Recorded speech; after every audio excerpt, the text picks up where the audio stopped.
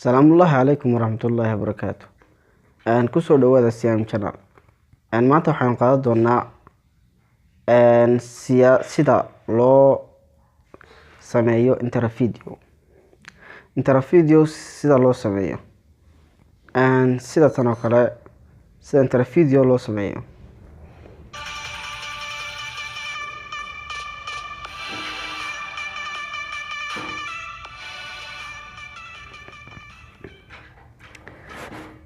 sida loo sameeyo ayaan qaadan doonaa intervideo insha Allah billahi karim.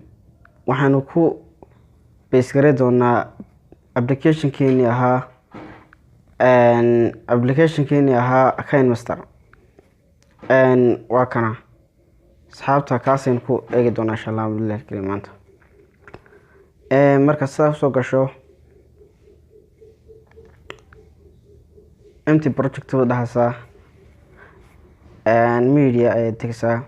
marka hore YouTube-ka ayaad galaysaa, waxaad soo baaran doontaa insha Allah billahi karim. waxaad ku qori doontaa intervideo free ayaad heli doontaa. kuwaas markaad soo hesho aad soo dejisato ayaad dhowto kala soo dhexbixi doontaa insha Allah billahi karim.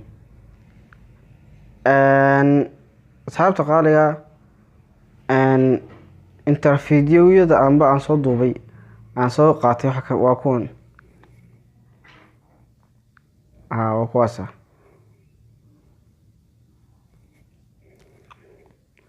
awal ka horeysa waxaa ku taala 10 kamid ah oo soo duubay oo kuwaas waa intervideoyo marba mid 8 saasa loo wadayaa tan 7 oo kuwaas oo fara badan yihiin. markaas mid haan ayuu kala soo baxnaa insha Allah billahi karim.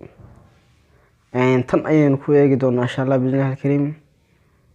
barta ay ka soo bilaabayso barta ayaynu qaybtan iska jari doonaa xigta bidixda xigta wata time right left in jarana waan jaray soo barta ay ku dhamaato barta madow ay ku dhamaato qayb kale loo jarana.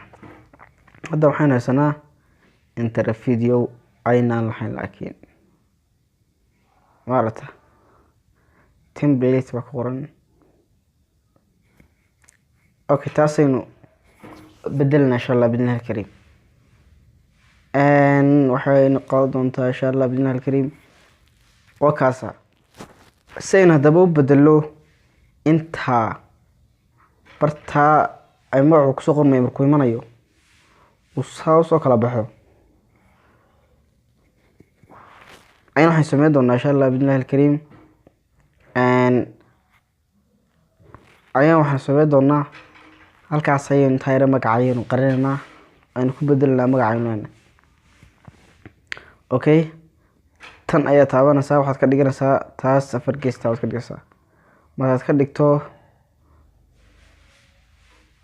taas ka dhigaysaa taas ka dhigaysaa halkaasna wayna cadaan ku ahaataa, cadaankaas wayna ahaataa. markaas waxaad sameynaysaa insha Allah billahi karim. markuu soo kala baxayo soo kala baxo ayaad ku dhijinaysaa tiin slow intaas ku dhijinaysaa. waxaan yara yimi taas weeyaan taas weeye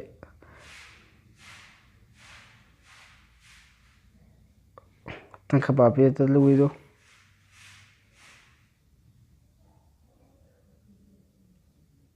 weli maaha caadi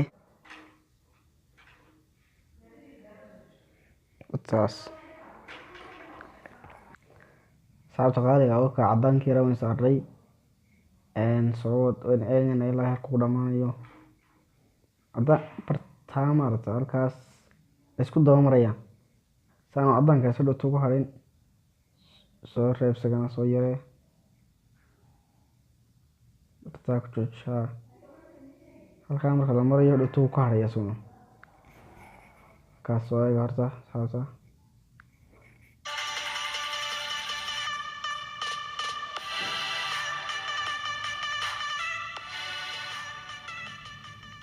ka uu raacay Soomaaliyeed. okay asxaabta qaaliga weyn ku sameynay hadda waxaynu haray in magacan ku qorro intaas agaasi magaca ku qoran insha Allah bina al-karim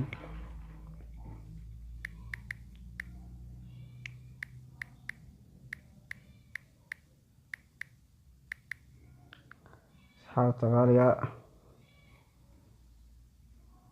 ila la kasi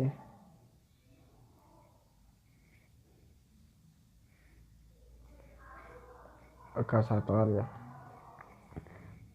odartan midabkan iska bedeli kartaa casaan ka dhigi kartaa madow ka dhigi kartaa ay nooc madowga buuda markan bedeli kartaa maasha ka dhigi kartaa xarfaha ila sidii doonaan okay focus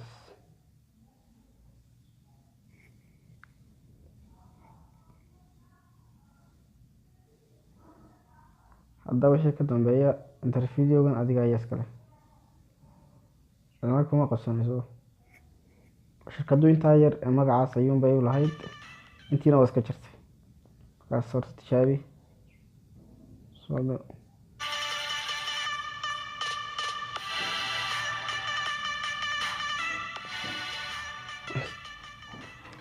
adarata asxaabta qaaliga intaas ayaa kaga filan wax weyn ma aha khayr ayaa idin rajeynayaa ka faa'iidaysi wanaagsan. Assalaamu calaykum warahmatullahi